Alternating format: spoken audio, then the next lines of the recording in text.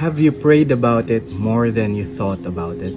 Normal lang po na paminsan-minsan makaranas tayo ng pangamba. At gaya ng isang ibon, okay lang po na paminsan-minsang dumapo ito sa ating puso, sa ating isipan, pero wag po nating hayaang mamugad ito at tuluyan itong mangitlog. Dahil sa totoo lang, mapapagod lang tayo kakaisip, pero wala po talaga itong maidudulot na maganda.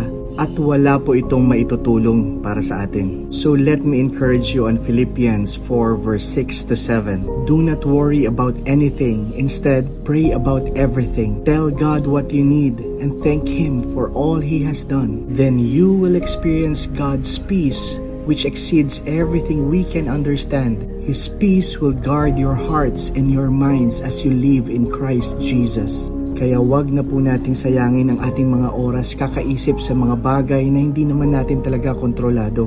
Bagkus gamitin natin ang ating oras para manalangin. Sabihin natin lahat ng ating pangangailangan sa Kanya. Whether it's healing, provision, restoration of relationships, kahit ano pa yan, walang imposible sa Panginoon. Sinasabi niya rin na magpasalamat tayo sa lahat ng Kanyang mga nagawa. Kasi the moment na alalahanin natin lahat ng ito, we would realize na araw-araw niyang kinakatagpo lahat ng ating pangangailangan. At sa ating pananalangin, doon natin mararanasan yung kapayapaan na nagmumula sa Diyos. Kapayapaan na hindi natin kayang maunawa